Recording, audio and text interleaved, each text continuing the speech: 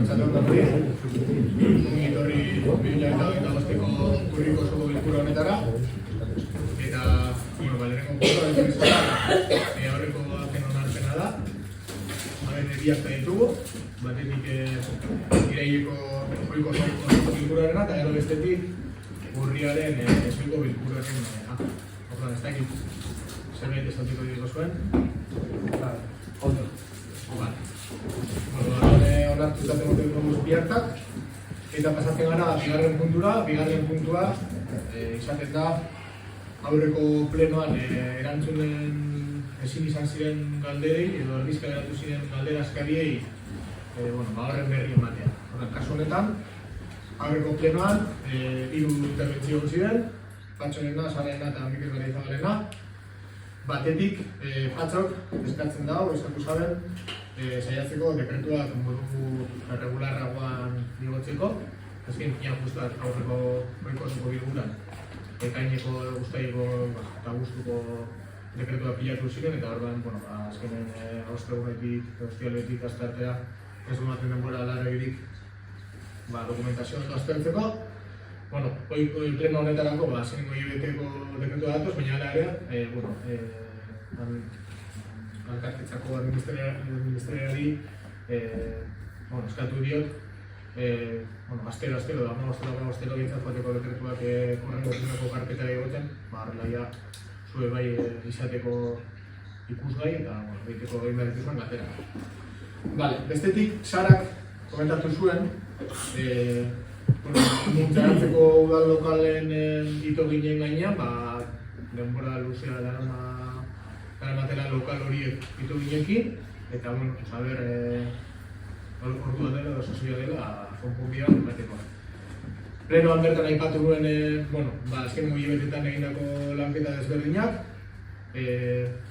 Kontua da, azkenengo asteetan egin dela beste ikutu batzuk, ematen zuen ostialeko azkenengo berria izan zen, egindako azkenengo operazioarekin, gero eta uru bitxiago zegoela eta nahiko ziku zegoela ingurua eta ematen zuela igual, behin betiko soluzioa topatu zela, baina gaur goizean, justo, egon dira goiko terraza, zirenbidiko terraza mangeatzen edo barbitzean, eta hori eta gehitxira, jende berriro, zirira ditoginak, ez? Orduan, aurrekoan esaten zen, igual hipotesi bat izan alzala terrazatik datorrela, eta orduan, terraza, denez espazio artekatu bat, jaletzak edo gokionez, bai udalak eta gehi ezibidea dela, orduan, hori horrela dela konfirmatzen bada, hortik jokatu beharko da gai, eta hainbat urte pasatu dira, eta soluzioa zen moga zaila ditzen ginen. Hori da, apurate gora, hain horretan. Gero, Mikel Garaizabalek, komentatzen zaben, batetik, dekretuen gainean, zegoela errendamendu kontratuen kota bat, hilero pagatzen zela, 2016 eurokoa, erreplikakorra zela, eta berzen zan. Plenoan bertan idazkariak esan zen uste zauela zela Astorako kirolbegiko renting makinera eta horrela da, gero kontrastatu da diru zientzarekin eta horrela da. Eta bestetik komentatu zen ere bai cateringeko faktura baten gainean, agertzen zirela alkoholarekin zer ikusira zeukaten kontzeptu batzuk. Monikak azaltena, bale? Egon gara hori faktura aztertzen eta egize da agertzen diesela alkoholu batzuk, kontzeptua bezala. Orduen hartu dugu hori zuzentzeko neurri batzuk. Eta lehenengoa da, egin dugula berba catering hori kudeatu zauen enpresarekin, eta beraiek egingo dozkue, egingo de hori udaleko kontu korronteari, kopuru horren ordaiketa guri bueltatzeko. Eta gero bai, beste neurri bat hartu inogunera, gure ordenantza, enpresa guztiei helaraztea, beraiek jakitun egoteko hori ordenantza deko berriro hori berka esan. Orduen, la ezkerrengo da zuzenketa hori, egingo dugu diru-sarrera hori alkoholun kontzeptu horiek berreskuratzeko, eta konpondu dugu nahi, bale?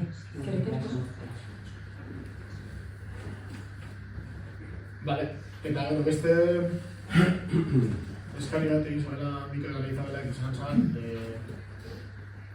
leku bat irailean horregun dira lagu azte zintxita, nanorekin moduan,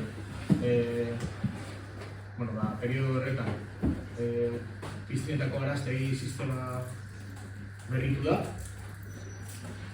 400.000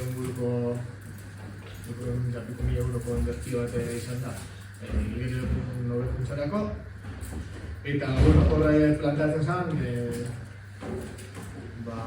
itxialdi horretako diru proportzionala itzultzea, edo aztertzeko itxulera hori abonatu hori. Orduan, hemen apur bat gogaratu behar dira bi kontzeptu, eta gero bestetik, horrengo gobernazio batzordean gai horrean sartzeko konpromiso hartzen dugu, baina batzordean alduko du, baina kontuan izan ditu bi faktore, eta gero batzordean pentsatuko da, baina batetik arautegia ikusita, kirol instalazioen arautegiaren 9. artikuluan jartzen du kirol instalazioak izten direnean behar dituzten garbiketa eta mantentze lanak egiteko ez da itzuliko denboraldi horri dagokion tasa. Orduan, apur bat legearen terminologia horrelakoa da. Orduan, pentsatuko balitz beste formulazioen bat, berez igual ordenantza baliteke igual aldatu behar izatea, edo igual zehaztasun gehiago jartzea ordenantza, eta bigarrenik, kaso honetan kontuan hartu behar dugu, bainoko kiroldegiko abonatuak direnak, badaukatela ere bai aukera, beste herri askotako kiroldegietara joateko abonatua izatea gaitik, ez? Hori da beste faktore bat. Hala ere, faktore hauen guztiak kontutan hartuta, gobernazio batzordera eramango dugu gaia aztertzeko, eta bertan ebatziko dugu ebatzi beharrekoa. Eta, horre dira aurreko plenoan, eratu zirenak apur bat pendiente lantzeko edo argitzeko, eta orduan, duguna da, hirugarren puntura pasatu. Orduan, hirugarren puntuan, Bizkaiko Foru Aldundiaren egoitzari buruzko arau subsidiarioen aldaketa puntualaren behineko onespena ematea. Orduan, kaso honetan hirigintza arroko arduradunak Jose Luis eman ditu azalpenak, eta, gero etxeik dugu beste alderreko, bale? Orduan, Jose Luis, mikrofonatik dugu.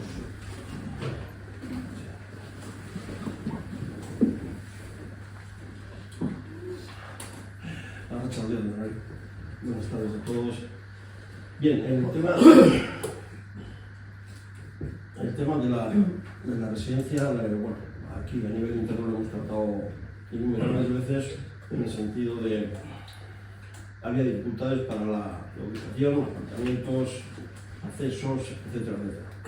Todos los hemos ido trabajando, analizando un poco las distintas opciones que teníamos. Yo creo que a los residentes en la zona, en las distintas reuniones que se han hecho, se les ha explicado un poco las alternativas que se veían. En este caso, aquí la Diputación, que es la responsable de la residencia, quizás no ha hecho todos los esfuerzos que debiera. Nosotros hemos estado haciendo, digamos, una serie de estudios referente a las posibilidades que teníamos y al impacto que podía tener la residencia en la zona.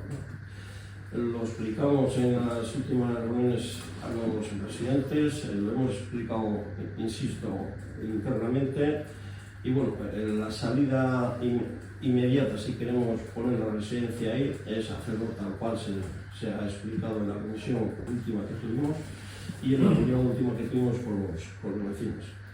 Eso no quiere decir, insistimos en que posteriormente a que se haga la modificación de las normas, posteriormente a que se ponga la residencia en marcha, tanto el carril de Arta como la calle de Arrancurri tiene potestad el ayuntamiento si se viera que el impacto puede ser un poco serio para poder actuar en esos dos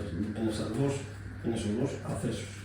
Por lo tanto, en ese sentido yo quisiera transmitir tranquilidad en el sentido de que teniendo la potestad nosotros de una actuación en el caso de que hubiera un cierto impacto de vehículos, tomaríamos las medidas y nos estamos comprometiendo verbalmente y por escrito. Hoy va a contar en acta de este pleno como cogemos el compromiso de, una vez puesto el proyecto en marcha, si hay algún tipo de impacto negativo, poder actuar nosotros. Entonces, yo hasta ahí, Miquel, si quieres ampliar y explicar un poco más. Vale, porque igual que cada grupo, talde bakoitzak emateko igual bere iritzia, eta gero nik gurtiratzen dituzen iritzia gozatu. Bueno, el proyecto de la residencia ya sabemos que es un proyecto histórico aquí dentro de nuestro ayuntamiento y yo creo que todos los partidos políticos en este caso hemos estado de acuerdo en apoyar el tener una residencia aquí en nuestro municipio. Referente a lo que comentaba José Luis, pues sí, en distintas comisiones se ha trabajado el tema de acceso, el tema de... se han hecho varios estudios y tal, pero bueno, lo único que no comparto con él es que siempre cuando tenemos al pueblo encima, entonces le echamos la culpa a la Diputación. No, la Diputación ha trabajado conjuntamente con nosotros. Con todos nosotros ha trabajado la Diputación. Se han presentado una serie de propuestas. Es verdad que se están mirando alternativas y sí, a futuro, si llegase el caso y vemos que hay un riesgo inminente y tal, todos los partidos políticos creo que no vamos a hacer la vista gorda de ello. Lo único que sí quiero dejar claro es que aquí se ha trabajado tanto con Diputación como Ayuntamiento.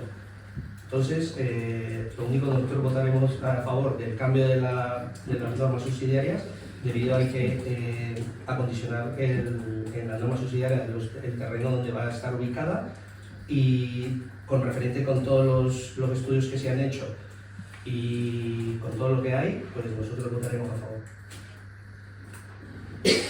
Vale, eskerrik asko Patxo. Mikel, Arratzalde nik uste baten egitea kutxo bat, errepaso bat, hau nuntik datorren, eta gero gaur egungo egoera bai, zein da, eta gero proposamen bat egingo dugu, eta hori izango da, nire interventzioa. Nos remontamos a la pasada legislatura, febrero del 2023, se aprueba en este ayuntamiento el acuerdo de colaboración con la Diputación para instalar una residencia en la zona de Arrancurri, Cañarriquetas. Anteriormente, en enero, un mes antes, los técnicos correspondientes nos explican las distintas alternativas de ubicación con las necesidades que nos pedían desde la Diputación, se estudian todas las ubicaciones posibles y la única ubicación posible que cumple con las exigencias urbanísticas es la de Cañarriquetas.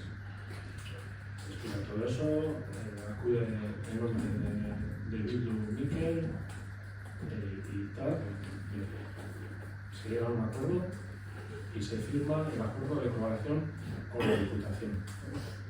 Aun sabiendo eso, tengo aquí el programa electoral de EH Bildu, en el que aparece Mikel, y el programa electoral de Bildu, en mayo del 2023, como sabiendo todo eso, os comprometéis a que, literalmente, trabajaremos para que la residencia de la Diputación debería construir en Albaíno se reconsidere su ubicación para que se construya lo más cerca posible del pueblo. Tengo aquí también el programa electoral del Grupo Independiente, con Navarro, del tema de la residencia. Literalmente dicen, se comprometen a solicitar a la Diputación que la residencia proyectada se lleve a cabo en el terreno municipal junto al Ayuntamiento. Siempre es más integrador estar próximo al centro urbano. Todos sabíamos en el Ayuntamiento, ahí están todos los informes técnicos, que la única ubicación posible para instalar en Navariño era la que vamos a promover hoy, en la zona de Cantarriquetas. Aún sabiendo eso, os comprometéis en mayo de 2023, tanto uno como otro, a que vais a considerar estudiar una nueva posible ubicación con la Diputación. Julio del 2023. En mayo son las elecciones, se forma gobierno en junio de 2023 y al de un mes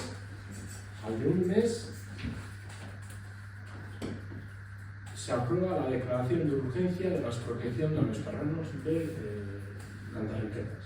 O sea, al de un mes, después de comprometeros con toda la ciudadanía a que vais a reconsiderar la ubicación, de un mes, después de formar gobierno entre los dos, pues, se aprueba la declaración de urgencia de la expropiación de los terrenos. Aquí está el convenio que se firma en febrero de 2023. Y aquí están los programas electorales, lo que os comprometéis. Bien. Pasa el tiempo, remontamos a octubre de 2023. En octubre de 2023 se habla del acceso rodado por primera vez. Y en esta contestación de la Diputación que hemos recibido del Ayuntamiento hace 2 o 3 meses, la Diputación dice: este planteamiento en cuanto al paso del acceso de tráfico rodado no es nuevo. En el informe de fecha del 13 de octubre de 2023, realizado por la arquitecta municipal del Ayuntamiento respecto a los accesos del ámbito del Sistema General de 17, sobre el que se ubica el proyecto del recurso foral previsto, se proponían 2 alternativas de acceso. A. Acceso desde la rotonda de Arancurri, el que ahora proponen peatonalizar, consta de 70 metros de largo. Y B. Acceso al E17 desde la carretera B733, zona de Arta, consta de 700 metros de largo. En octubre de 2023, nosotros no tenemos esta información, pero bueno, habéis estado hablando entre vosotros y entre el equipo de gobierno de la Diputación pues, nos contesta esto y esto pues, nos consta que es así. Pasa el 2024 sin novedades, aparentes novedades, y en enero de 2025 se hace un acto conjunto entre el Ayuntamiento y la Diputación de Vizcaya y bueno, pues ahí se explican una serie de cosas y ahí pues bueno, ya se queda claro que la ubicación va a ser esa, que el acceso también va a ser por la zona de los 70 metros, ¿no? De la zona de la primera alternativa y bueno, ahí se queda claro de que eso va a ser así. Entonces los vecinos de la zona de Arancurri, vecinos y vecinas de Arancurri y Torreburu se empiezan a mover el tema y hay entonces están los vecinos y vecinas aquí, nosotros ahí tenemos propuestas de mejora, porque hasta el momento, sobre todo tú, Rutia, has afirmado de que la construcción de la residencia en Abadiño no va a generar ningún tipo de ingresos. Y eso no es verdad. Según los datos que tenemos nosotros, no es verdad. Y así lo constata el informe de Secretaría de febrero de 2023. Yo cuando he dicho que no me consta que haya dicho yo exactamente esa frase. Que no va a generar ningún tipo de ingresos. En la reunión de vecinos salió. O sea que sí que se dijo esa frase. Se dijo 0. Por favor, no se puede participar en el pleno, ¿vale? A ver, en las redes sociales también hay unas declaraciones que no quedan seguidas, en las que se afirma en el que el ayuntamiento, en el convenio que se firmó en la pasada legislatura, eximía una bonificación a la Diputación de un límite de 500.000 euros. Entonces, pues, eso cómo podía ser y tal. Entonces, bueno, ahí se explicó que la ley permite a todas las obras y construcciones que vengan al municipio y que sean de interés patrimonial, cultural, generación de empleo o de servicios, se pueden aplicar una bonificación del ICI. El ICI es el impuesto de construcciones y obras e instalaciones. Y eso es lo que se hace, cumple la ley, hasta un límite de 500.000 euros. ¿Qué pasa ahora? Que en la contestación que hemos recibido el Ayuntamiento de la Diputación hace unos meses, el proyecto de la residencia La inversión total se estima en unos 23 millones de euros. Crear varios centros interconectados dentro del recurso de encarece del proyecto, cuya previsión inicial se situaba en 17 millones. Lo que quiero decir es, con 17 millones de inversión se generaban ingresos al ayuntamiento, y con 23 millones de inversión, más generación de ingresos para las arcas municipales. Leo literalmente el informe de secretaría en el que dice: se plantea una bonificación de tributos inferior al total que supondrá para la Diputación Foral de Vizcaya la implantación de la residencia, existiendo por tanto una generación de ingresos para el ayuntamiento con la presente operación. Tal y como se ha expuesto, una obra con un coste efectivo de 17 millones de euros supondrá un inicio de 850.000 euros, que, bonificado en un 60%, arrojaría una cuota de 340.000 euros para las arcas municipales, ello sin contar con los IBIs que anualmente deberá la corporación municipal. Entonces, es fácil hacer. Venga, saludo terminado. Sí. Vale. Bueno, hori esaten daude informe. Kalkuluak guk egin dugu, 17 milioi eurotako inbertsio baten. 340.000 euroko diru sarrera eduki ezkero, 23 milioi euroko inbertsio batean, gure urteko esku 640.000 euroko diru sarrera. Eta horri, gehitu bateako urtero ibia. Aparte de los 650.000 euros que se estiman de ingreso por ICIO, habría que sumar anualmente el IBI anual. Entonces, nosotros lo que proponemos es, desde EAJPNV, reinvertir esos ingresos que va a recibir el Ayuntamiento de Abadiño para hacer un acceso seguro, un acceso rodado seguro a la residencia, que puede ser, hasta ahora se ha estado hablando por la zona de Arca, o también puede ser por otra zona a explorar. Es más, decimos y proponemos que cuando se empiecen las obras va a haber muchos problemas, va a haber mucho tránsito.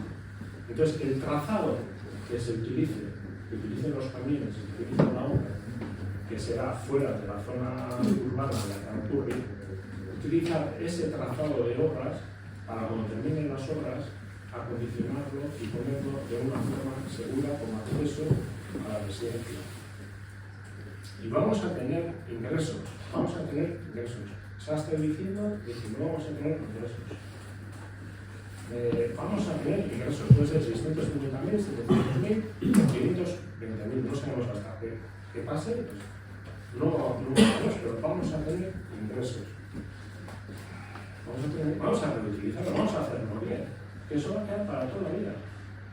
Y lo que yo me pregunto es si la pasada legislatura hemos sido capaces de traer una inversión social de 23 millones de euros al año, no vamos a ser capaces durante esta legislatura de acondicionar un camino de 700 metros cuadrados y ponerlo de una forma segura que van a poder disfrutar todos los vecinos, vecinas, todos los usuarios, todos los familiares que estén en la zona de la residencia. Vamos a integrar, vamos a hacerlo de una forma más amigable todo. ¿Por qué no? Esa es nuestra propuesta. En relación al punto, que no creo que viene todo esto a la colación, al final habéis dicho tantas cosas que vais a cambiar, que vais a hacer en relación a la residencia, y estamos prácticamente en el punto inicial de la pasada legislatura. Vamos a aprobar la modificación puntual de las normas subsidiarias, tal y como quedó establecido prácticamente en febrero de 2023.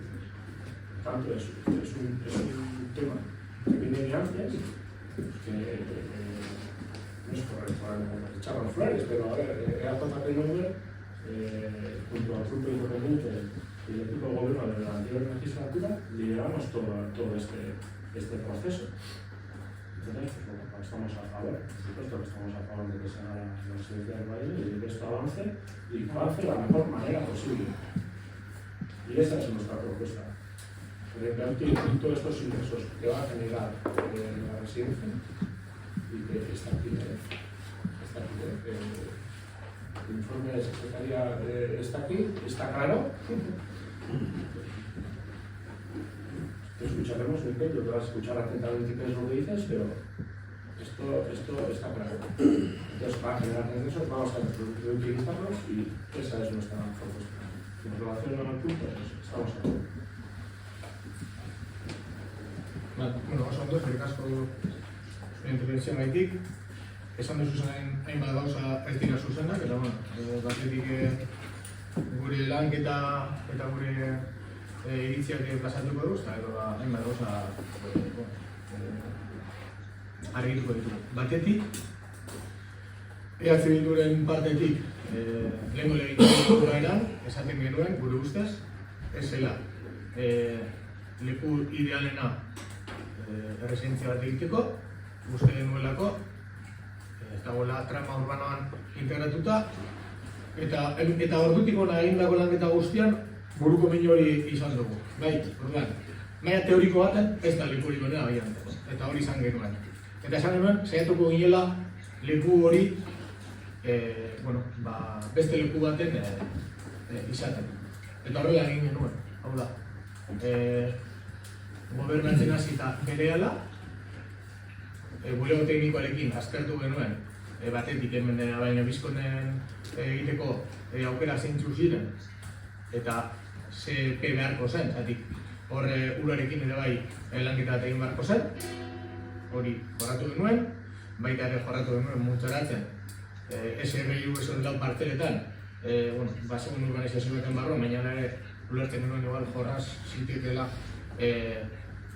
luru soziala zituen olako eraikin baterako igual baliagarria ziren edo ez, lanketa hori egin genuen, eta hori plazatu genien aldundiari 2022 guztaian egindako bilera hartan.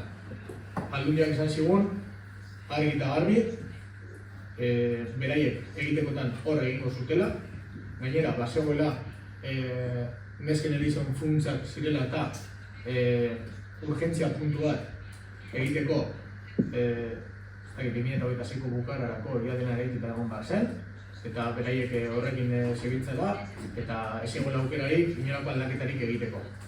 Bien, ezitura horren aurrean, guk esan genuena izan zen,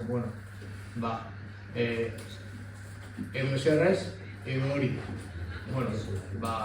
Guazen hori lantzera alik eta gerarik duinean herriaren txako. Orduan, hori izan zen egin genuen lehenengo lanketa. Hasi ginen, enplazamentu horren baitan lan egiten, eta konturatu ginen, era nahiko sorpresibo baten, ordurarteko bileretan, aurreko legegintzaldian, ez zela itxegin momentu baten bez del acceso, nola iritziko ziren kotxeak horra, ezen komentatu ere ez, nola aparkatuko zuten kotxeak hongo zirenak erresidentziara. Esan ziguten momentu baten, ingurunean ere aparkalekuak egongo dira eta azkenean badago zela residenzial bat, hainbat leku gotu dinera soberan aparkatzeko, agian planteatu daiteke hor aparkatzea, eta hori izan zen, zuritziteko orentzia, udal modernu honentzako. Orduan, eta zuk izan zenuen, esan duzu, hasierako onarpena egin zela zuen landutako termino horietan, eta hori ez da egia. Zuen lanketan ez egon aparkalekurik inon, eta esen hitz egiten, nondik pasatuko ziren kotxeak erresidentzera iristeko. Hori horrela da, guk egin genuen teknikarekin lanketa guzti hori, eta egin genuen normen aldaketa bat, gauza horiek guztiak sartuta. Lehenengo aklarazioa. Bide horretan, bi aukera zeuden iristeko, batetik hartatik eta bestetik arrankurretik. Guritzako, baineko delaren ikuspunturako, ulertzen genuen, hobeto zela herriarentzako hartako formulazio hori, eta horrela, helarazi genien aldundikoek, ikuste genuen, bestea herriarekin konektatzeko, beste bide hori kotxerik gabe egotea, hobea zelakoa. Hala ere esan ziguten aldunditik, beraien legearen arabera, beraiek ez dutela aktuaziorik egin, beraienak ez diren errepidetan, eta soilik sartu halko zela planeamendu urbanistikoan eremu horretatik sartzea, hau da, eremu ez urbano batetik sartzea, eremu urbano batetik, baino, baldin eta trafikoko inpaktua edo segurtasun inpaktua oso larria baldin bazen. Bien. Horan guk egin genuen esan zen, demostratu segurua dela trafikoa Arrankurritik bideratzea. Vale. Egin zuten Aldunditik ikerketa bat, azterketa bat. Guk udaletxetik badazpada ere udalaren eta gaiaren interesa defendatzeko asmoarekin enpresa bat kontratatu genuen superbisatzeko Aldundiko ikerketa hori. Eta hainbat alditan zuzenketak eskatu zitzaizkian. Vale. Hala ere, zuzenketak eginda ere, Aldundiko txostenak egiten zuen azkenean intentsitate maila trafikoarena baldin badago letrekin, ez dakit oso ondo letrezen nola doaz, baina A da intentsitate bajuena daukana, egiten zuten simulazioan jarraitzen zuen baita ere beraien A intentsitate horretan. Baldintza horietan, eta behin aprobazioan izala egin genuen, hortako parte-hartzea saio bat egin zen, baina egia hor, herritarrek ez zutela ulertu beraiekin zioan gauza da zela, eta parte-hartze saio ireki hartan oso jende gintzi egon zela, eta egoera garatzen joan zen inean, auzotarrak izan zuten, baina guk iztu bizan informazio hori, azalpena behar ditugu, egin genuen martxoaren zaian bilera ireki bat, azaldu genuen egoera guztia, dokumentazio, trafiko txostenaren dokumentu ere bai erakutsi genuen, baina ere, esaten zuten, beharrezkoa zela ez bakarrik trafiko txosten bat, bai segurtasun txosten bat, eta, esan genuen alegazio bat sartu, eta gu, gure partetik saiatuko gara lanketa egiten. Hor ere bai, aipatu zen bilera hartan, udalak, landu behar zituela, urbanismotik haratagoko beste formula batzuk, adibidez, akordio politikoak eta hor. Hemen gogorakarri behar dugu, batzar nagusietan, 2025ko aurrekontuei begira, EH Bilduko batzar nagusietako taldeak eta batzar nagusietako gobernuak, erdi itxuztuela akordio bat, zeinetan agertzen ziren partida desberdinak egitasmoa desberdinak egiteko, horien artean 5,5 milioi euro abadinoko zaintzen ekosistema hobetzeko. Gazkan zuten, esatik ez duzu jorratzen termino horietan, hau da, 5,5 milioi horietako parte bat erabiltzea, bulebar bat bezala egiteko, eta akzesua bestetik. Ikusten genuen, eta gainera lanketa bat egin zuten, abainoko nagusien elkartekin, egorabideekin, eta guk egin genuen eskari ofiziala, bildu ginen Aldundiarekin Bilbon, helarazi genien bebai herritarren eskari hori, elkarte guztien atxikimenduarekin, etorri zen batzar nagusietako kide bat ere bai negoziatzena, esan ziguten idatzik pasatzeko eskaria baloratuko zutela, eta hor, esperantza puntu batekin geratu ginen egia zan. Gero, ez dakit nezioan nahu, ekaina bukaeran, ez dakit, itxuli ziguten idatzi bat, esanez, baloratu zutela, ez zirela sartuko termino extra urbanistikoetan edo extra ofizialetan, hau da, legeak berez baimentzen duela hortik joatea ibilgailuak, ez ziren sartu beste faktor horretan dala, urbanistikoak igual legala da, baina bai egia residentzia trama urbanoan txertatzeko askoz ere logikoa dela egitea avenida peatonal bat. Gu termino horietan planteatzen genuen akordio politikoa, ez bakarrik urbanistikoki derrigorra den edo ez. Esaten genuen, uste genuela betirako zen gauza bat izango zela, eta Aldundiari bai apostua egin behar zuela ekosistema horren hobekuntzarako, eta 5,5 milioi horietatik parte bat diratu zela horretana. Esan zuten ez, gainera, espazioaren konfigurazioan hasiera baten zegoen proiektu hartatik izan zela eraikin soil bat, beste testura baten egindakoa, urte hauetan buelta batzuk eman dizkiote, eta orduan ja, esate zuten, eraikin desberdinak egingo zirela, plaza zentral bat, gune desberdinak, horrek ekartzen zulaia, mazazken hiletik, 20 piko igoera bat, eta 20 piko milira igotzea presioa, eta ikusten zuten 5 bilioi horiek horretara bideratu zituztela, orduan, como que zegoela biderik ja, termino horretan jarraitzeko. Vale. Egin genuen, hortik aurrera, ikusita normatiba, arau sozialaren partetik arraikurik bakarrik izango zela posible bideratze egoera, egin genuen, herritarrek eskatu bezala, trafiko segurtasunaren txosten bat. Eskatu genuen enpresa bat. Egin zuen trafiko segurtasunaren txosten bat, afaladora batzuk ipini zituen, ustaian, iraian, bigarra maztaldean ere bai, eta hor, badago dokumentu bat, badauka zuena, deno dauka zuena, herritarro bai zuen, eta hor agertzen dira, egin behar direla moldaketa batzuk espazio horretan, baina moldaketa horrek eginda segurtasuna bermatzen dela zonalde horretan. Vale. Orduan, dokumentu horiek guztiak kontuan izan da eta negoziaketa politiko baten saiakera bat eginda, egoera da hau da, ditugu lanetarako bi karril, bat, arau sozialaren moldaketa, residentzia egin alizateko, eta bi, bertako auzoaren segurtasunaren jorraketa.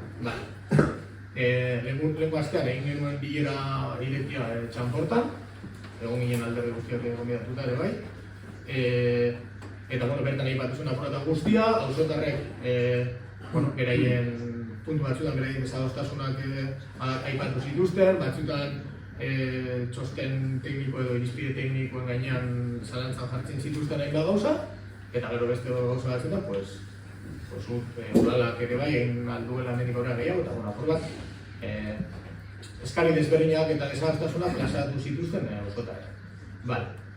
Guk hor esan genuen, uste genuela, arau sozialaren moldaketan hor ez genunkela rekorrido askorik, hau da, ez baldin bagoaz aurrera, da, erabaki politiko baten gaitik, porque termino urbanistikoetan eta legaletan eta segurtasunetan dauden txostenak eta informe guztiak horrantzera baten gaituzte, orduan, izatekotan ere, erresidentzia ez egitaren erabakia ja izango zen termino politikoetan.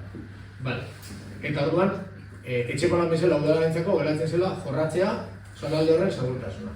Orduan, ikusten genuen bateragarria zirela biogorak, ez genuen ikusten aukera moduan residentzia ez egitea badino, eta orduan, zaten genuen, gurren gurratzi izango zela, kartzea pelin honetara behin-behineko nartena, eta gero gure etxeko lan moduan geratzen zela jorratzea bertako segurtasuna. Eta hor, planteatu nuen eta eskaini nuen, udalak badaukala predisposizioa eta nahi duela, eta konbidatzen dituela auzotarrak, hemendik eta aurrera, oraindik ere, presidentzia eraikitzen hasteko ere, falta da urtebete baino gehiago, orduan hor badagoela denbora bat, prozesu bat egiteko, ikusteko, bertako segurtasuna nola bermatu alden eta inkluso ze fase garatu aldiren, eta hortan dago denbora, eta uste dut hor, badagogula udalaren partetik etxeko lan bat hori jorratzeko.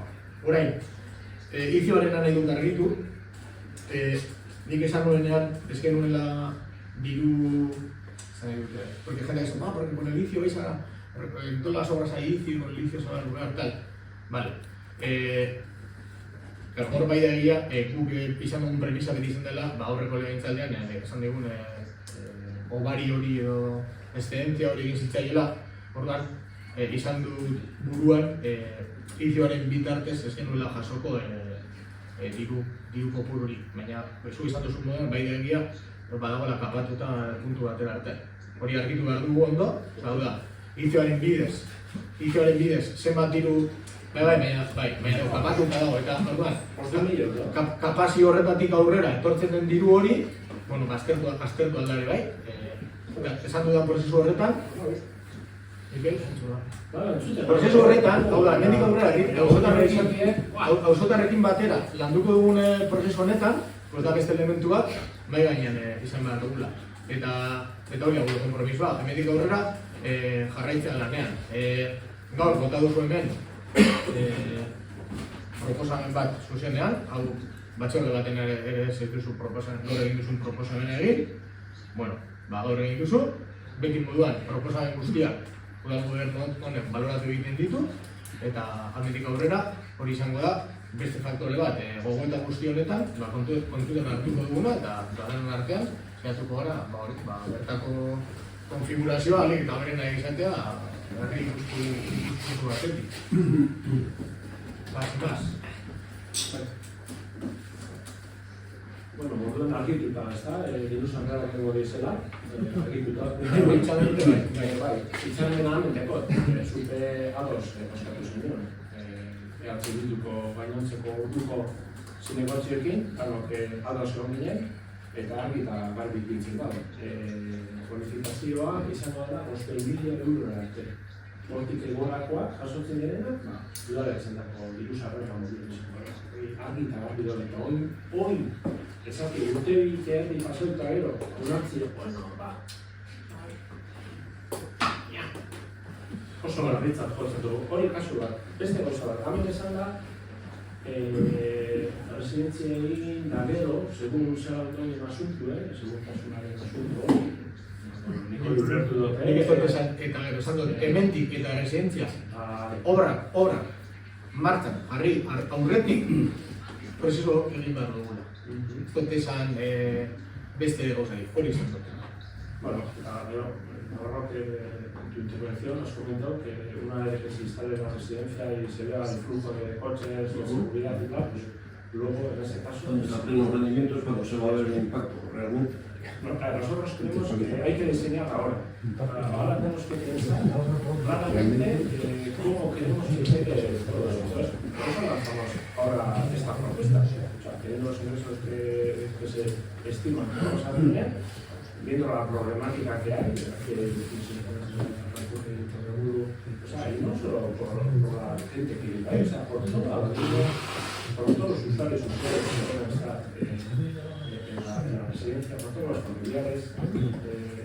Creemos que hay que diseñar ahora qué acceso rodado queremos para la residencia. Entonces, por eso lo lanzamos. Entonces, ahora hay que diseñar el futuro. Ahora no Cuando negociasteis con la Diputación que iba a ir a la residencia, ahí no pensasteis por qué iban a pasar los coches. Eso fue. Porque hasta ahora no ha sido propuestas de hoy. Eso fue a finales de la legislatura pasada. Y si no firmamos ese convenio a finales de la legislatura pasada, esa residencia no vendría a valer. Y esa no había ni anteproyecto. Entonces quedaba abierto la posibilidad del aparcamiento, del acceso rodado para el tráfico, todo eso queda abierto a explorar y a trabajar, y es lo que habéis hecho. O sea, nos hemos dado en bandeja, y no habéis sido capaces en 2 años y medio de solucionar el tema del acceso rodado seguro. Y aquí está la demostración. Entonces, ahora mismo está por los 70 metros, la rotondita esta que pregunta, los 70 metros de acceso, que parece que las normas de seguridad, los informes dan como válidos, pero bueno, hay otra posibilidad que es por el camino de Alta, que son 700 metros. Y hay otra alternativa también, que es por la zona que ha salido de estos últimos días, pues hemos estado con vecinos de la zona y tal, y hemos estado explorando un poquito, y lo que pedimos es que se explore esa tercera vía también. Por la zona donde están los perros de Pasicuer y están ahí, tiene que haber otra posibilidad, hay que estudiarlo técnicamente, y es lo que pedimos. Pero hay que diseñarlo ahora estamos a tiempo, ahora tenemos esa necesidad. En la legislatura pasada, el gran reto era traer esta inversión social a Abadiño. Se trajo. Y luego pues había que explorar el tema que apuntaba el parking, los accesos, tal. La educación también ha cambiado, antes era solo para personas mayores, ahora va a ser para personas mayores, va a ser para personas que tengan enfermedad mental y va a haber un día para personas con discapacidad. Bueno, pues, están trabajando según las necesidades de la comarca y el Vizcaya. Bueno, pero ahora está el problema que tenemos encima de la mesa. Y cuando reiteradamente se ha afirmado que has dicho, no, eso no va a generar ningún ingreso, la residencia no va a generar ingreso cero. ¿Unos años y medio después? No. Pueden ser hasta 650.000 euros más el IBI anual. O sea, vamos a aprovechar ese dinero, ¿no? Eso es lo que queremos. Nada más. Luego un matiz por añadir, que creo que es importante. Sí, sí. En el año 2010, creo que fue, la corporación que estaba en este ayuntamiento ya le ofreció a la Diputación el terreno que tenemos aquí dentro del ayuntamiento para construir una residencia. Residencia que la vieron con buenos ojos que se pudiera ubicar. Vino una arquitecta de la Diputación, habló con el arquitecto nuestro y estuvimos analizando todo. ¿Por qué se paralizó?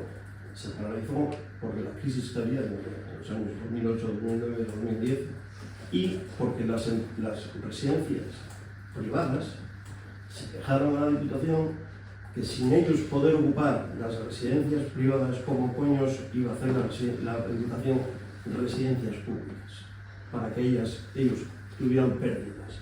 Una reunión que fui el único alcalde de todo Vizcaya que acudió a esa reunión, invitado por la Asociación de Presidentes, o sea, de Empresas Privadas. Y allí, entonces, consejera Pilar Ardanza, cuando nosotros solicitamos hacer la residencia aquí, estaba de consejero actual alcalde de Bilbao. Y vieron con unos ojos este sitio. Cuando hicisteis público que la residencia se quedaba en Navariño, yo el primer instinto que me vino, coño, probablemente venga ahí, por lógica. Se podía ver, aquí sí se podía haber hecho por Abañadisco, el acceso. Ahora te explico. Por Abañadisco sí podrías, me vas a decir la inundabilidad. Ya sé que vas a decir la inundabilidad, pero llevamos 2 años, escucha amigo, llevamos 2 años con la modificación actual. En esos 2 años que han pasado desde que entramos a esta legislatura hasta hoy, se podían haber hecho una modificación, 2, y a una actuación en el río para quitar la inundabilidad. Es decir, en 2 años y pico, no vamos a hacer la residencia hasta pasar 2 años y medio, o 3, cuando empiece eso.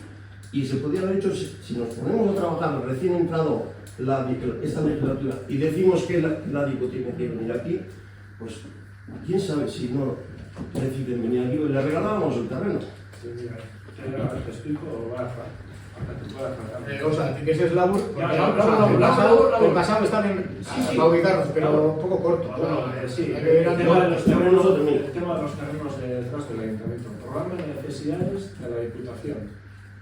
1.500 metros cuadrados de parcela, 7.000 metros cuadrados de edificio sobre rasante SR, 1.000 metros cuadrados de edificio bajo rasante BR, posibilidad de establecer unidades convivenciales de 20 a 25 plazas, tal.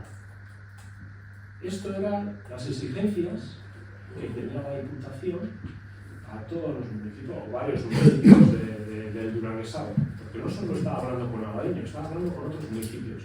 Y esta era las exigencias urbanísticas.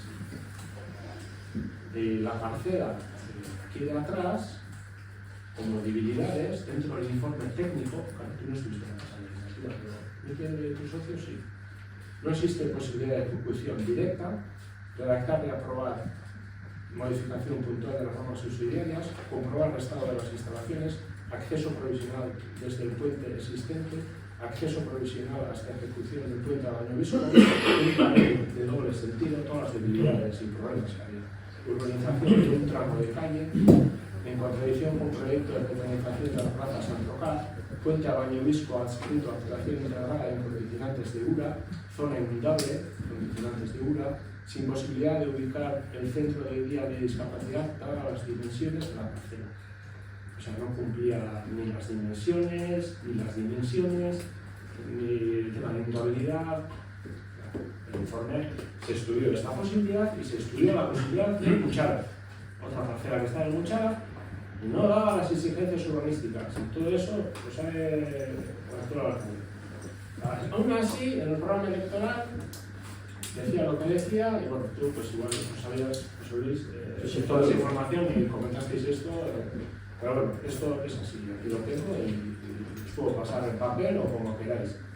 Pero que todo eso está bien desde hace tiempo y se estudió estudió y ahora estamos a lo que estamos. Y ahora el mayor problema, yo creo, es el tener acceso al ordenador, seguro. El mayor problema es ese, pero el resto ya está, ¿no? Básicamente es eso, para solucionar eso. Antes estaba el tema de la pendiente, 6%, tema de la ubicación, bueno, eso ya está todo, estamos aprobado, ahora es el acceso. Vamos a solucionarlo. Si ya podemos, tenemos ingresos. Bien, un par de relaciones, porque creo que es importante que las cosas queden claras. Sartu ginean gobernuan, zuk esan duzu moduan, era inmediato ya. No hacía falta hacer ni una modificación de normas subsidiarias. Era un plan especial del entorno. Eso era, a nivel urbanístico, lo que se dijo en aquel momento. Bueno, después de estar hablando hasta Navidades del 2023 con la DICU, y después de que los técnicos municipales te dijeron que hacía falta hacer una modificación de normas sociales para hacer lo que se quería hacer ahí, para que arquitectónicamente entre el espacio, o sea, los edificios que se quieren hacer ahí, más aparcaleku en Gaia, hori dana jorratzeko, behar zen egitea una modificación puntual de las normas. Cosa que tú has dicho, que lo único inmediato era aquello, pero resulta que luego aquel no era así. Es decir, que otros espacios también se podían haber trabajado, porque al final ya se está viendo que no es tan inmediata la necesidad. O sea, egon bien lan egiten premisa batekin zela, era inmediato y era vital, porque si no se iba a perder una subvención de Europa. Y resulta que no ha sido ni una cosa ni la otra, porque azkenan egin behar izan dugu arauen aldaketa puntual bat, eta resulta 2026an eraikita egoteko baldintza hori orain ez dela bete behar, osea, 2026an ondo bidean hasiko da eraikitzen urteguken. Orduan, sartu diren premisa batzukin, eta gero errealitatea erakutsi du premisa horiek ez zirela horrela. Orduan, horra dira faktore importante batzuk gauza guztiak ulertzeko. Eta bukatzeko, ja, bozkatuko dugu, auzotan izateko, konpromisoarekin jarraitzen dugula, hemendik eta aurrera, faktore guzti hauekin kontutan hartuta, jorratu beharko dugula, zonalde horrean hobekuntza eta segurtasuna. Vale, besterik da, bozkatuko dugu, aldeko bozkak. Vale, pasatuko gara... Zerrik asko eskabaletik.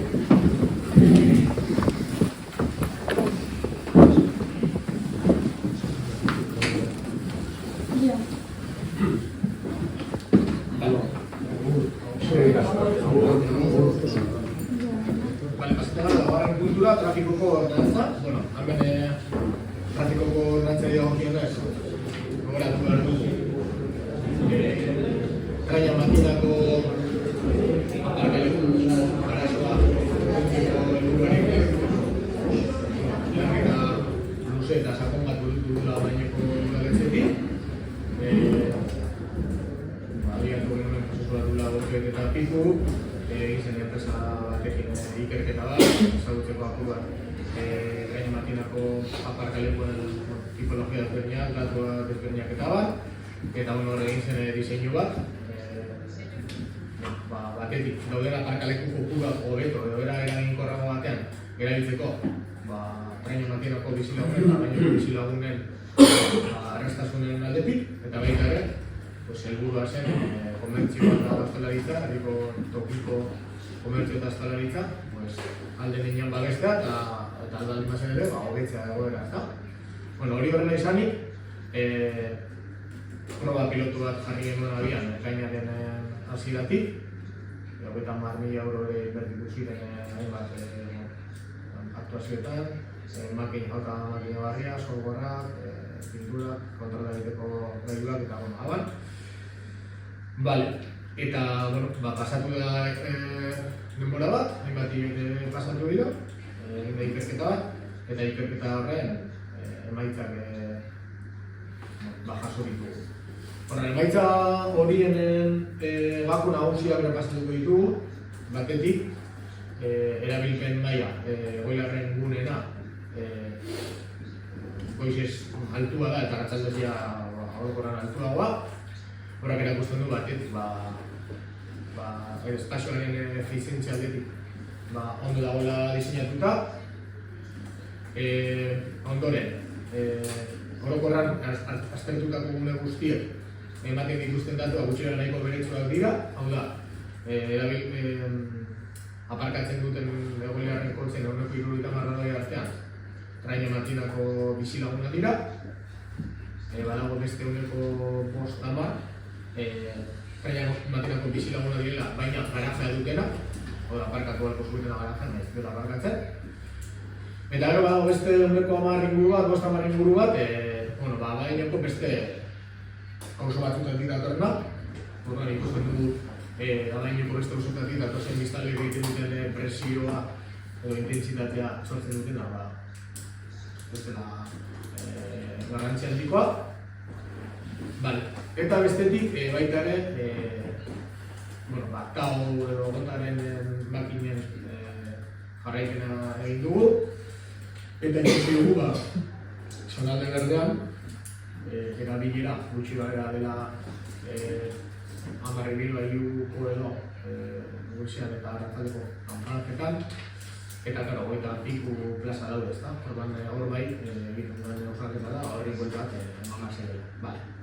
Gero baita ere beste faktor bat irten dena ikerketa honetan da, pegatinen asuntoa, izan ere horrenantzak orain arte, zuen bere gortzen era bisible baten ipintzera, eta horrek budatzainaren jarraipena egiteko, zailtasuna suposatzen du. Azkenean, pegatina daukaten kotzen, edarreza bat identifikatzen delako, eta besteak matrikulak irakurtzeko gaioarekin aztertu behar delako, ia benetan baimenduta dagoen edo, eta horrek denbora behar ematen du, eta uste dugu dalde errekurtsoen aldetik, horrei bai, bueltan dagoa zaila. Hau horrela izanik, bi batzorde egin ditugu, hilabete honetan, horretan baitzak aztertzeko eta ondorioak ateratzeko, betare proposamenak egiteko, aurreko ostegunean egin genuen bilera ireki bat Traine Matinan errotan, bat emaitzak aurkeztu dituen eta ondorioak ere bai. Eta orokorrean ondo ikusten zituzten aktuazioak, baina bi aspektutan igual goetarako oso leratu ziren, gero zango ditudanak, eta premisa guztiek horrela izanik, lehenunen diktaminetan zuen dituen trafiko ordenantzan aldaketa batzuk, eta horrek ikatzen ditu gaurko plenoetara oskatzeko proposamena da batetik, basegoen jarrita era transitorio baten adaine guztiko egoiliarrek matrikulatuta daukaten kotzera aparkatu deko zutela urtarriaren batera arte, baina orain egiten duguna da proposamen honekin hori betikotu eta ordenantzan txertatu era iraunkor batera. Bestetik ere bai, esan dudan moduan, udaltzaingoaren lana eta jarraipena eta udal baliabideen eraginkortasuna hobetze aldera planteatzen da pegatina ipintzea parabrisen ikusteko moduan, izan alda pegatuta edo izan alda beste metodo batekin, baina behintzat bai egon behar da visible. Eta hirugarrenik tau traina txosteko egun horretan, berdez dagoen egun horretan, plantatzen dena da, ordu bat erdietatik aurrera, hau da arratzaldez, egoiliarrek ez izatean mugari aparkatzeko, orduan hor, zen koexistentzia bat, egoiliarrek ordu bat erdietatik urrengo eguneko goizeko behantzirek arte aparkatu aldute, eta kanpoti datozenak, otak ordutegian, otak baimentzen dituen parametroetan. Hiru aldaketa horrek planteatzen dira, horrela dago adiazita plenoko dokumentazioan, eta batzordean AIBPS eta Bilduren aldeko bozka izan zuen, genoen abstentzioa, eta horrek hartzen dugu plenoetara, berrezteko erabaki hori.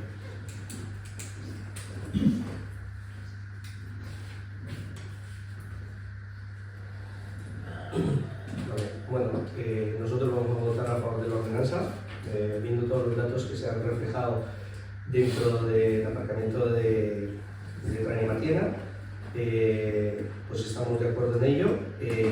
Lo único sí me gustaría, luego lo repetiré otra vez en las preguntas, tener en cuenta la gestión de los recursos que tenemos dentro de nuestro ayuntamiento. ¿Por qué? Porque justo hoy analizando también otra vez nuevamente los decretos, hay un decreto que es el 673 del 2025 que equivale a 16.974,60.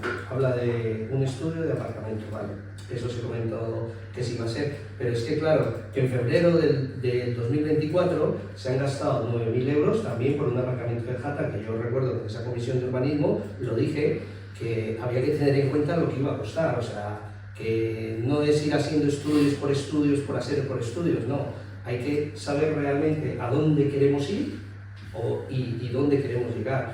Entonces, entre estos dos estudios hemos gastado casi 27.000, 28.000 euros. ¿Qué pasa? Sobre todo el de Jata ya lo dije yo en dicha comisión, que no era viable, o sea, y aún sabiendo de que están ahora con el plan general y que se supone que ahí van a ir viviendas, o es lo que marca el plan general a día de hoy. Entonces, lo único que sí pido y ruego, luego lo reflejaré otra vez en los implementos para que puedan entrar, es que se tenga en cuenta la gestión de los recursos, no hacer estudios por hacer. Hay que hacer los estudios cuando realmente sabemos lo que queremos y a dónde queremos llegar. Pero de todas formas, nosotros votaremos a favor en este caso, de la ordenanza de tráfico. Vale, eskerrik asko, Patxo. Bai, guk ordenantza honen inguruan aurreko batzordean komentatu genuen. Ikerketa horrek egin da Egoliaren aparkalekuetarako. Eta hor ja eskatu genuen. Bakarrik Egoliaren aparkalekuetarako ikerketa hori egin barik, bere osotasunean posai. Plaza libreetarako bai, izan entonces plaza librea, adibidez, Arzubiako poligonoa zelan dauen, hor baituk ikusi dugu hainbat kotxe Goitzaren aparkaute, beteta, Arzubiako parkina bai, bizina da libre bezala, askotan, eta egorbizietan, beteta daudela, hori da guk ikusi dugu, azterketa bat, bai uste, egitara kosa, ez bakarrik Egoliaren aparkalekuetarako, hay que ver zona libre izateko. Eta zona Egoliarreko zonai dagokionez, hor guk bai ikusi dugu, Laudietako inguru horretan, ez dela hobekuntza asko egiteko. Komuko zen dela, bizinaz, eta ikusten da nahiko arazo edo, batez arratzalde hori ingurez laurek bueltan egoten da arretako, eta, bueno, horregi bai egotatzen dugu zaltan. Eta gero bai, errotako kale hori zelan geratuko da. Goizien bai gortitu dinaz, eta leku hori libre, arratzak libre egoten dira, hori bai, pentsan beharko da, ezta? Ordenantzaren barruan badakit ez dagoela, zuk erabakia duzu, alkatzen moduen, ezta? Otako zona horrek aldatu, bai edo ez, ez duzu. Ez dut proposamena. Hau da, kritika, esaz moduen, ez da, bestia, horko kale horretan, zona libre asko erdide goizien eta batezte hartzanetan. Horregatik proposamena ere da hor, esan dut, batetik aurrera, presidentiek libre apartatzeko. Eta guk aurrekonde azten nire, ikusten dugu hainbeste aldaketa egin eta gero eta dena martxan ipini eta gero inkesta baten ikusi da, abaina hemen bigarren arazurik handizen da aparkalekuna aldatu guztizu da. Gu azten nire dugu gara eta azkenean etxetu dugu katxotu bai, ez da aparkaleku berri baten proposamena guk egin dugu bai, parkidea alturan, ez dugu inungo erantzunik jasotzen, guzti horregatik azten ditu dugu gara. Bueno, pues por nuestra parte vamos a votar a favor. Se ha hecho el estudio, se está trabajando durante estos meses. Vemos la posibilidad de que todo Gariño pueda aparcar en Traña Matiena por los estudios realizados. También hemos hecho el seguimiento de las máquinas de OTA y hemos visto que, bueno, que la zona verde, como ya se ha mencionado, sí que es verdad que hay bastantes plazas libres. Por ello también se ha empezado a trabajar en reuniones con el comercio y también en las comisiones que hemos mantenido, y por eso la propuesta de realizar el cambio y a partir de las 2 del mediodía todos los residentes pueden aparcar sin límite horario. También por nuestra parte decir que lo hemos mantenido también en las reuniones y yo creo que se puede seguir valorando, como ha dicho Miquel en este caso, que igual a las mañanas pues también hay plazas libres. Entonces, bueno, pues se puede ir trabajando y siguiendo con el trabajo realizado y ver qué cambios podría haber. Pero bueno, estamos de acuerdo de momento en que se implante desde las 2 de la tarde el libre aparcamiento para la zona de Trañachoste. Y por el otro lado también, de acuerdo con poner visible la pegatina, visible, que por aquellas personas no lo quieren despegar, lo comentamos también en la reunión con los vecinos y también con el comercio, bueno, pues ya para ponerla visible, para favorecer el trabajo y optimizar también los recursos. Así que por ello votaremos a favor. Bai, para kontua barri horretatzeko. Batetik, nik berezuk esan duzu moduan, bilera horretan esan dut, bi ondorio eta zile eta esan dituela, ez dut asuna. Batzan hori, Trañachosten, gune berde horretan, bueno, bertako bizilagunek nahi zuten, egoilearrek limite barik egotea gune oro. Guk ikusten dugu lehenengo gradu honetan, aldaketa honetan, hobeto dela arratsaldez bakarrik iztea, zaitik, ja egun guztian iztea limitazio barik residententzako ekarri aldau, egotea koitxeak horre, hainbat egunez aparkatuta leku horretan, orduan rotatibo izaera hori galtzen duzen alde horren, orduan nahi dugu hasiera honetan planteamendu egitetik guztia nola da, eta horren ondoren aztertuta egitea. Esan ere bai, diskurtzen duzun dudan, aldaketa horrek dekretuz egin aldirela, edo, bueno, ez dela batzorra batetik pasatuta gero dekretuz, baina ez duela horrelako tramitazioa ilusa izan behar horrean aldaketa baten eta hori, orduan, hor daukagu jaltutasun bat lan egiteko, eta ez dut bai, beste intervenzio bat izan zen, lokietako soit bat ez behar, bueno, errepiderekiko paraleloa dagoen zonalde horretan, eskumarago dagoen, horrean zarretik urbilen, pues horre bantza joaten dira kotxe asko, hauetik kanpokoak bapiatzen dira zonalde horretan, orduan, bertako garazoak dituzte, igual lehen antzera, igual batzen esan dute gehiago, justu hiru portal horietakoak, bueno, horren igual azterta sakonagoa den alda, igual garentzako espazio gehiago, sortu galko zen, hori ere behin egin alda ordenantza aldatu gara, orduan, datozen batzorretan aztertu dugu. Eta bero beste gauza importante bat, eta uste dut argi geratu behar dela, esan duzu, zuek egin zenutela proposamen bat egiteko aparcamiento en altura, eta ez duzuela erantzunik jaso eta hori ez da horrela. Hori ikusten hemen jaso narretu zenetako egikortasuneko batzordeko dokumentazioa, eta ustaileko batzordeko karpetan, dokumentu bat, eta horra galetzen da, hiru aukera parkina egin da zuri bitarteren parez pare, Tarzuien errepidean bestaldean, bai? Vale?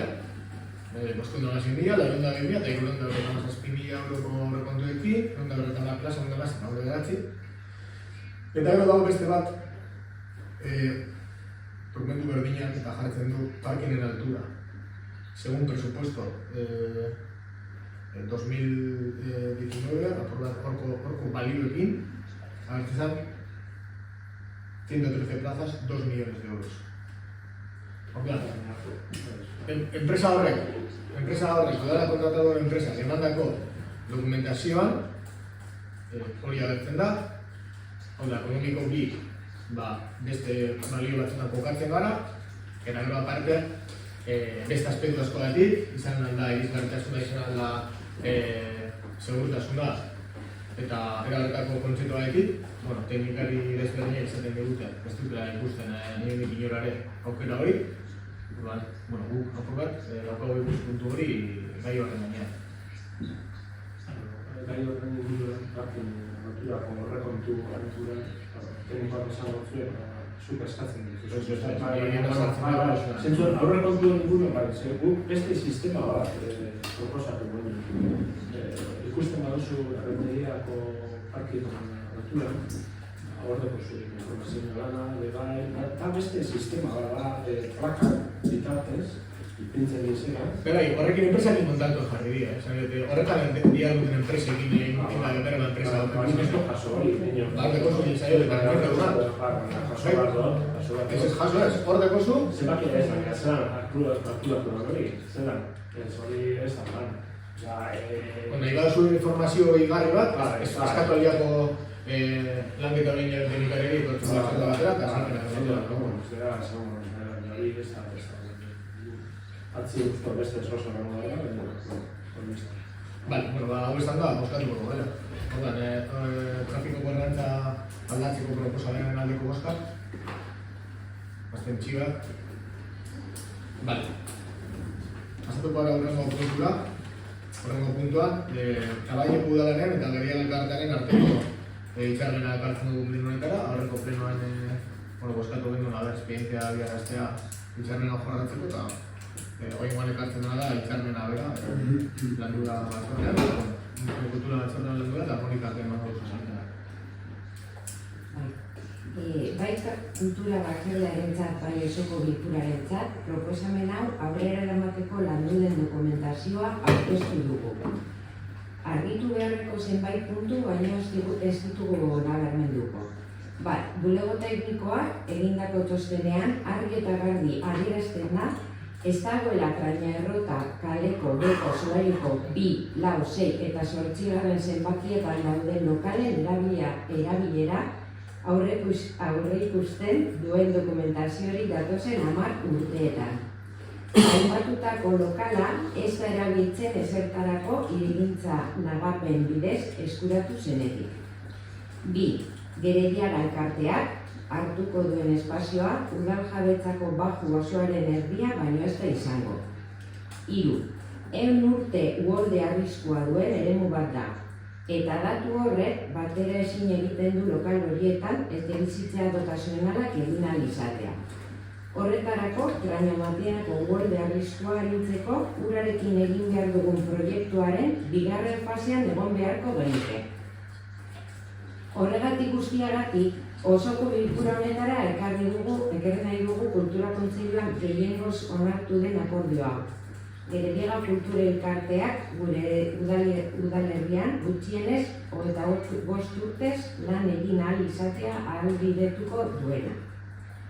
Hitzarmenaren gako nagusiak batzordean azalduta dagoz, baina garrantzitsuenak aipatuko ditugu. Lokal hori atondu gabe dago erabilia izateko, eta Gerediaga elkartea prest dago egokitzapen hori ordaintzeko eta egiteko. Lokalaren erabilera ondoriozko gastu guztiak ordaintzea, hau da, ura, elektrizitatea eta zabor eta estolderia tasa. Baita ere, lokalaren lagapenak irauten duen bitartean, komunitateko eta kontserbazio eta mantenu gastuak, ezoizko gastuak izan ezik. Gerediaga elkarteak urtero antolatuko ditu herriko kulturari buruzko divulgazio ekitaldiak. Abadiñoko herritarrei irekiak. Herriko eskola komunitatearentzat, Abadiñoko kulturarekin zerikusia duen gaiei buruzko jarduerak ere antolatuko dira.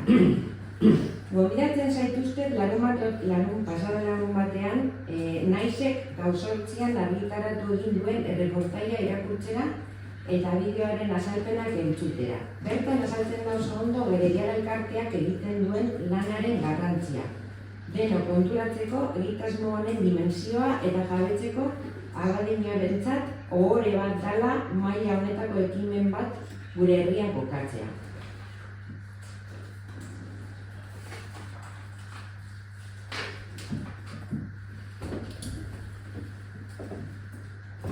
Bai, Pancho? Bueno, como ya está repetitivo en este aspecto, nosotros, como ha comentado Mónica, se trabaja en comisión, se ha presentado una serie de documentación.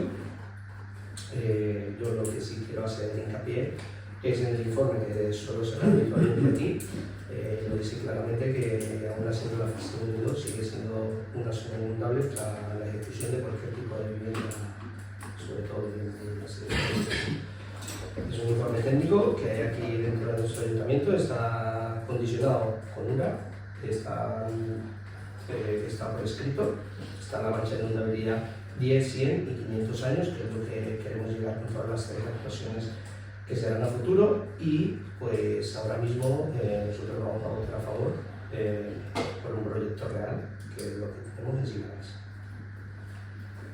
Mikel. Gai honen inguruan guk birritan eskatu dugu gai horretik atzeratzen. Bat, goiza zaudetela hilabete, gai honetan, esperientzia hasi bai edo ez gerediagari emoteko, eta eskatzen egin,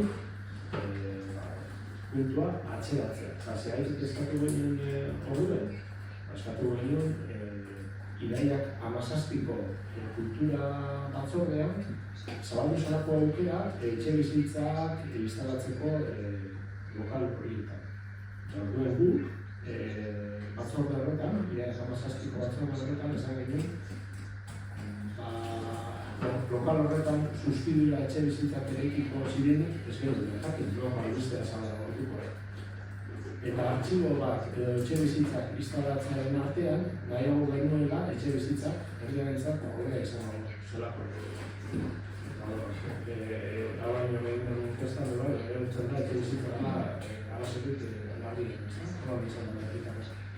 Hori gendala hilabete esaken puntua atiratzen. Pasan astean, egin beste batzordea, eta margina eskatu genuen. Hau da, eskatzen dugu, atzeratzea, beste aukera bat egon alda, etxe bizitzak egiten edo agian beste aukera bat egon alda. Adibidez,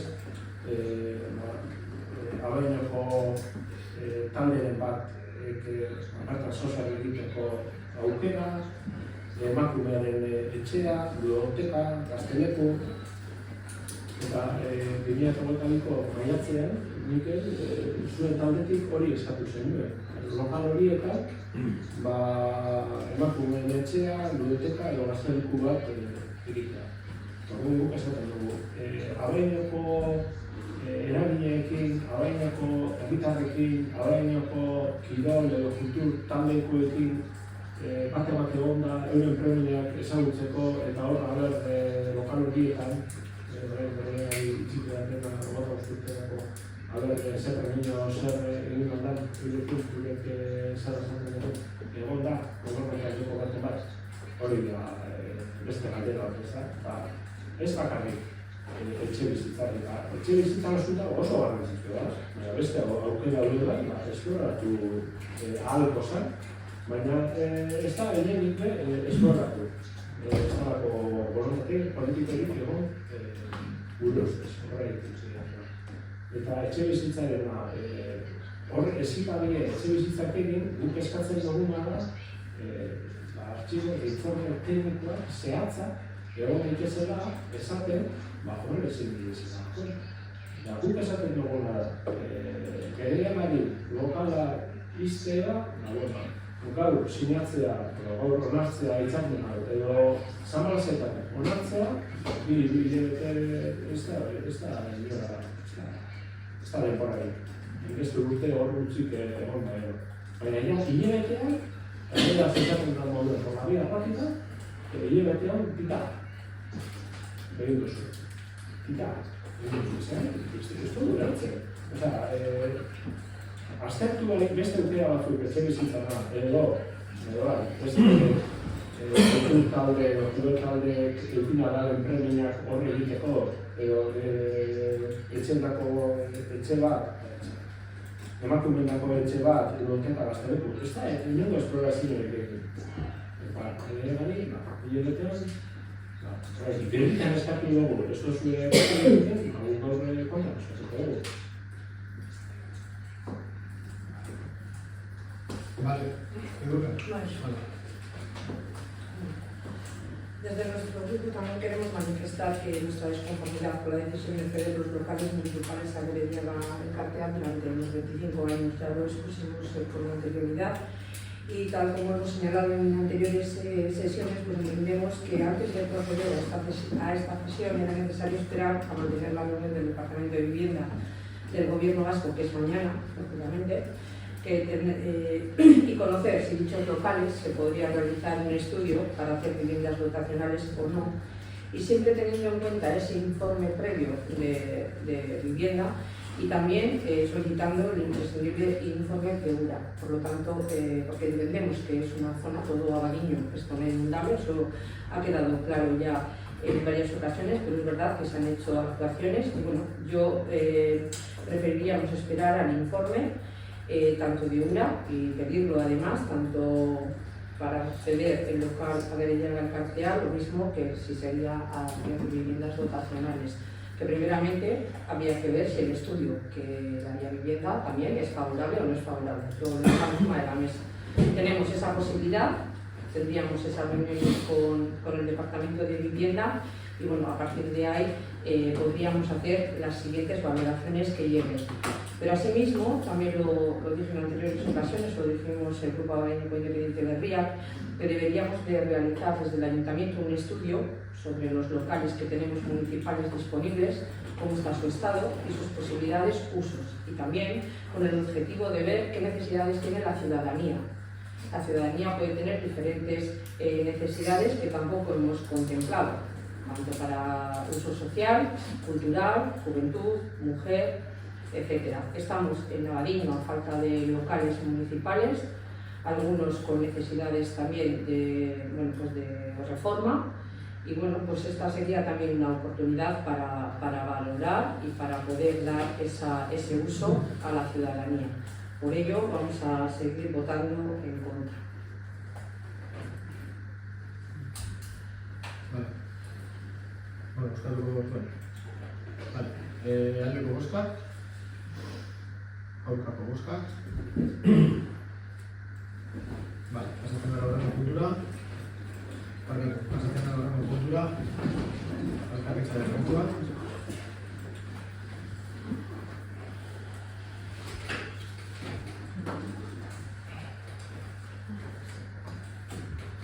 Sí, bueno, como lo comenté en el anterior punto, los puntos anteriores, el decreto 673 del 2025, que habla de 16.974 euros para un estudio de aparcamiento. Lo único que solicito es que tengamos en cuenta el gasto que tenemos con los recursos municipales. Entiendo que hay que hacer estudios para poder llegar a ser luego un plan y luego un proyecto y luego una ejecución, ¿no? Pero hay que saber hacia dónde nos vamos y hacia dónde vamos dirigidos. Entonces, tener en cuenta un poco la gestión del gasto. Eso como Bueno, justo el decreto ese, si no me equivoco, es el pago por el estudio justo que hemos mencionado antes de realizar un aparcamiento en la zona delante de Zubicar. Creemos en este caso que, bueno, como ya se ha dicho en varias ocasiones hoy, y el propio la encuesta municipal indica, pues que el problema de aparcamiento es un problema, el segundo problema con mayor porcentaje de incidencia en la ciudadanía. De hecho, se está trabajando en esa temática, haciendo aparcamientos en Montaraz, en Matena, en la zona piloto y demás, pero también somos conscientes de que en Matena lo que se está intentando hacer es optimizar los aparcamientos que ya existen, pero también somos conscientes de que hace falta más espacio. Entonces, en este caso, es el estudio es para tener ya el proyecto para cuando tengamos, si van las cosas como nos gustaría, disponer del suelo y aparte el informe de URA, si se haría en esa situación, pues ya va a tener un proyecto para poder sacar la licitación.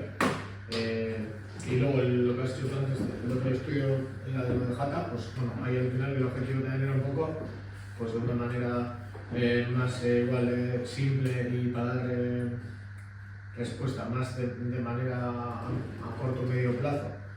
Si saldría que en esos pabellones de que el pabellón de Jata que existe, pues saldría una cantidad de dinero que se puede ver que por la utilidad que tiene se amortiza en 5 o 6 años, pues veíamos que era importante explorar esa vía. Sin embargo, pues quedó claro en el estudio eso que la inversión de la no era amortizable en tan poco tiempo, entonces pues, por eso la descargamos un poco. Pues ese fue el sentido de hacer el estudio en aquel entonces, intentando hacer algo de manera más simple y más corto plazo, que se vio que no era viable, y ahora pues, el objetivo era trabajar esta línea. No, yo simplemente lo que te pido es optimizar los recursos que tenemos, o sea, saber gestionarlos, porque en ese primer momento, o sea, una cosa que he aprendido de este ayuntamiento es que a nivel técnico, los técnicos te hacen una serie de valoraciones y cada vez que hay una obra dentro del ayuntamiento se aprende un poquito más. No voy a llegar al nivel técnico, pero ya lo dije en esa comisión, extracción de humos, salidas, entradas, tal.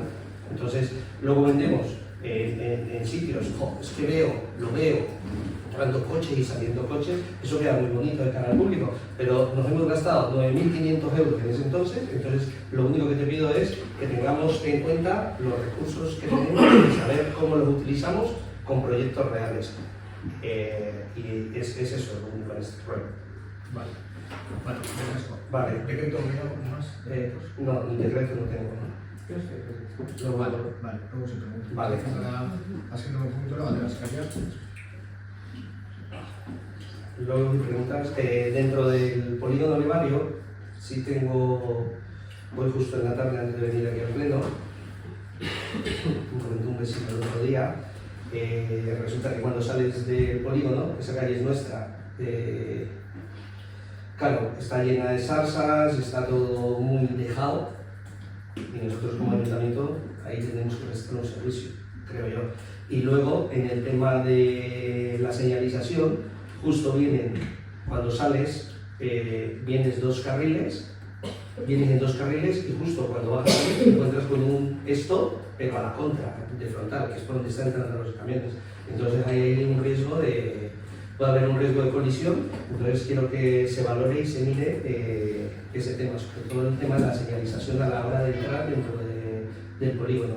Y lo que es el tema de desbrose y eso, mirar un poquito el tema de limpieza, porque esa calle, como se ha comentado en alguna ocasión dentro de alguna comisión, es nuestra, entonces yo creo que hay que dar un servicio ahí a la ciudadanía. Vale, totalmente de acuerdo con lo que has dicho. En este sentido, ya un poco con petición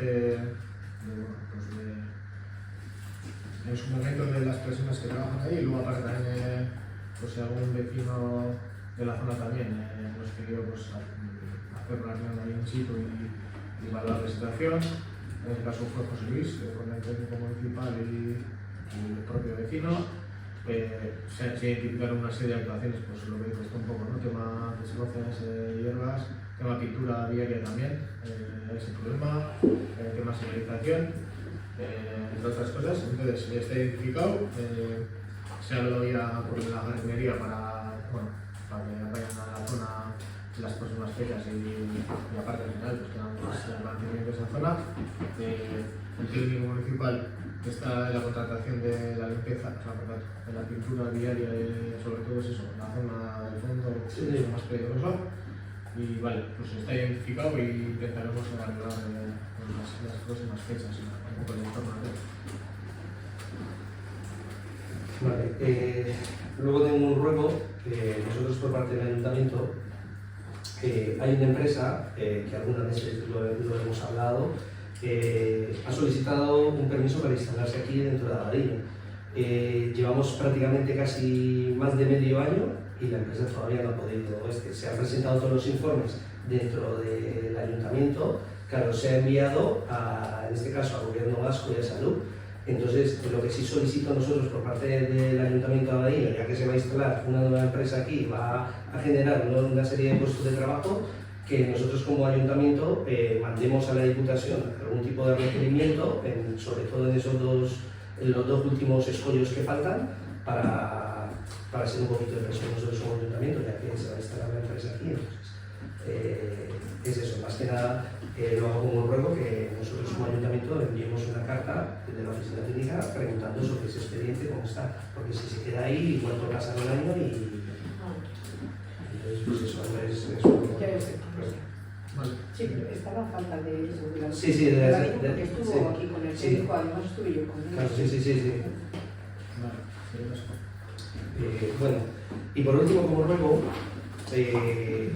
quiero hablar un poquito de la encuesta de valoración, que ya lo has mencionado ahora, Miquel, de valoración a medio mandato de Abadillo. La encuesta a mí me parece genial porque marca unas directrices. Ahora justo estamos hablando del tema de vivienda y vemos que la mayor preocupación es la vivienda, y eso está claro. Nosotros de nuestro partido abogamos siempre por la vivienda, pero yo sí, lo que sí solicitaría, porque claro, lo dijiste en rueda de prensa, está ahí, hablando de un plan de vivienda cuando ni tan siquiera se ha propuesto dentro de una comisión. O sea, la encuesta está muy bien para nosotros tener los datos, pero yo sí que te ruego es que antes de vender de cara al público, vamos a contratar una empresa de plan de vivienda.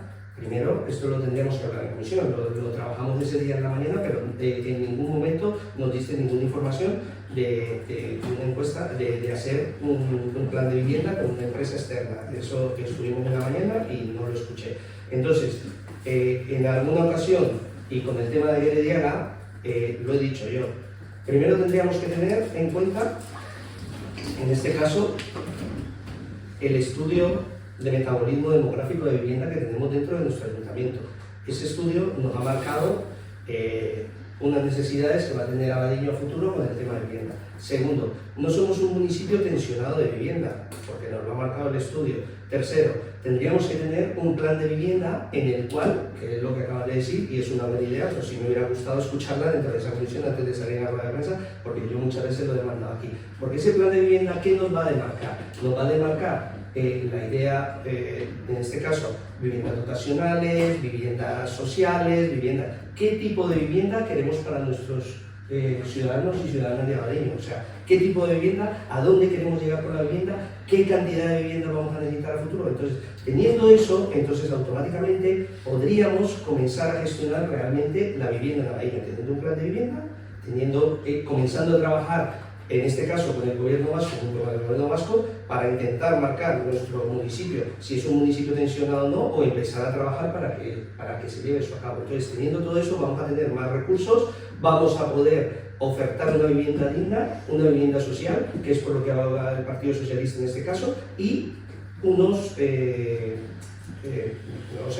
proyectos reales. Entonces, por ese tanto, sí, lo que me extrañó es que estuvimos hablando, estuvimos debatiendo sobre todo lo que había aquí, nos pareció muy bien, pero en ningún momento nos enseñaste el tema del plan. Entonces me sorprendió eso, entonces sí te ruego que por favor, antes de eso, nos diga, o sea, y esto no lo utilicemos nosotros dentro de esta como a nivel político, va a ser campaña política, porque no, es simplemente un estudio en el cual da la valoración de cada uno de nosotros.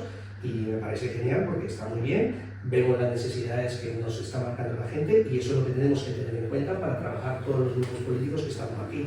Yo creo que la gente con este estudio nos ha marcado la necesidad real que tenemos dentro de nuestro municipio. Entonces yo creo que aparte de hacer política, aparte de hacer, como decían muchas veces los servicios, aparte de que muchas veces vemos el tema político que vendemos, que no vendemos, yo creo que esto nos ha marcado la necesidad real de nuestro pueblo, lo que nos pide la gente. Entonces vamos a trabajar en esa concordancia todos para poder llegar a ser algo real. Y simplemente eso, que te digo que me extrañó eso, que habiendo estado en la comisión no me hayas dicho que tenías pensado eso. Por eso. Vale, aquí el tema es que la conclusión fue que evidentemente eso pide hacer un plan de vivienda, no se ha hecho ni contrato ni nada. Ahora lo que tenemos que trabajar es hablar pues con empresas que se dedican un poco a hacer este tipo de estudios, hacer un trabajo previo, ver un poco qué tipo de servicio necesitaríamos para que nos oriente y de manera conjunta pues trabajar este tema. Un poco la declaración iba en ese sentido de que esto requiere de que hay que hacer un plan de vivienda. Era por ahí el tema, no era que ya estaba en planes ni nada.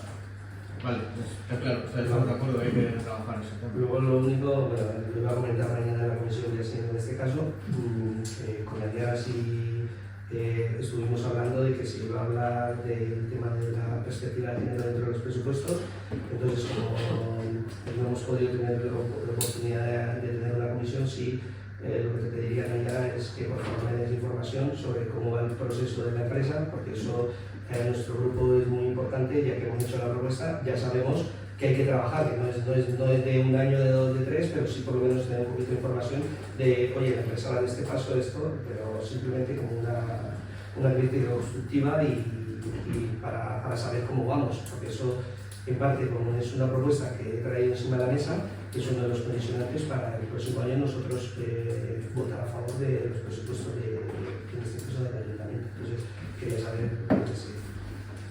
Bueno, estoy en contacto con Raquel, con la de Olimpia Berri, que ya tenía hecho un cronograma con Aichiber, pero bueno, al estar de baja se ha ido retrasando. Teníamos fechas puestas, bueno, tenían ellas puestas fechas para hacer la formación tanto nuestra de políticos como con los técnicos para esta semana y la que viene, pero mañana hemos quedado para hablar por teléfono porque, bueno, pues ella cree que al ser un proyecto que va a empezar desde cero, sí que convendría que la técnica estuviera presente desde el momento inicial. Entonces dice que empezar ahora en octubre, como va a ser ya de cara a los presupuestos del año que viene, empezar en octubre o en diciembre cuando se haya podido incorporar la técnica de igualdad, pues bueno, que eso, pero mañana he quedado en valorarlo con ella, entonces en cuanto sepa algo os comunico a ver en qué quedamos, si lo atrasamos, si mantenemos las fechas que tenían acordadas y todo eso. Vale. Este caso lo hacen... Galdera azkaren puntuan, legediako bidea, berrizko jota edo nagoetegia doinen bideo horretan, ulertuten dugu aizunak eta ipini behar zirela, edo eke bat ipini zala udaletik, bertako zurarekin egonda, eke bat ipini bat zala, baloratzeko, edo zuen ipintzeko, edo hori izan dozku bertako zurarekin. Gai hori izan da? Vale, gai horre lotuta leku ostegunean, hoizeko maika ateritan berri zen eskudalitzioaz bidea bat, alkateaz eta silberaz gituzun ez da. Gituzua, teknikariz bidea bat, eta bertan izan dozuna gaitik gula agentzia lanketa bat egin jabe ikusteko ze kondizionante betiriko ziren zubiari dagokinez, zuen berezko partetik pasatzeko zuei hori estaban, orduan horren estero gauz, eta horren bileran terminuna bera, informako udaletxia, eta pentsako la berdan artien, zeintzu izango beharko ziren, renturatza, ziren logo. Udaltzen goren lanan, kontrola bideo horretan, komentar badazuk, ulertuten dugu, eke bat ipini behar zala, ikusteko gai, ze alternatiba edo berrizko utararekin batera lotua zaren, horretaz aparte, edo entzala, gai horren inguruan orain arte moduen, edo goren lana eta hori, orain arte bezalako, ez hori nobeda erik. Ahora es que bien dago, gaur egun dagoen araute egizek, herriko beste puntu guztietan duen, edo beste nahi duen, udatzen alkapiko behar da, gaur egun dagoen legeria. Bai komente usan, ulertzeko igual esan nahi dozuna. Bai komente usan lako bilera ireki baten, ez da gizar forotan zaten, baina bai komente izan dugula. Berrizko udaletxioaz laretzen dugun einean, ikusten baldin badago, dagoela gaize atzean, inolako horrelako zuri barik, lanteo alko zala, abariñoko errepidean egin, beste udal errepide bat zerretzen dugu moduen, formulak ikustea, kamioi mota bat edo hortik bastan esisteko, holako formulak, edo horrek egarriko lortu izuna. Horren esan, ez da inolako horrepen inongo terminotan berrizekin, planteo alko zala, era horretako aldaketaren bat. Hori da apur bat, komento den, baina ez da zehaztu, ez? Horrek esan horretan osterako, kompromiso bat hartuko da biela, horren lanian lantzeko, posibilidad osteguneko bileren aurkidu dugun azalpenekaz, gero erabakiko dugu bai batzordi edo. Gero besta zutan, gaur etxebizitza inguru eta berba egiten dut, eta guio zehatza da. Aurreko urterako udal gobernatutik etxebizitza inguruan zer neurri hartuko duzu, pentsatzen zuen? Etxebizitzaren egitea bakionez, batzuk egindako komentarioen hildotik, zen garra dugu, ulertzen dugula, eta beste ari bat erritako lehentasun nagusiena, arrazen nagusiena etxebizitzaren egin, berri bezala plan bat behar dugula, eta hori jorratu behar dugu, eta hortik eratu herriko dira ez, gintza plan bat, eta guzti hori, orduan apurat horren markatuko duzu.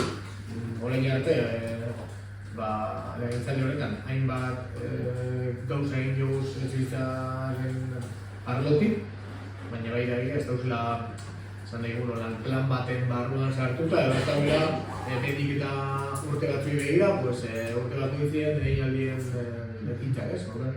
Apur bat hori izango zen lanketarako esparroa. Besterik asko da,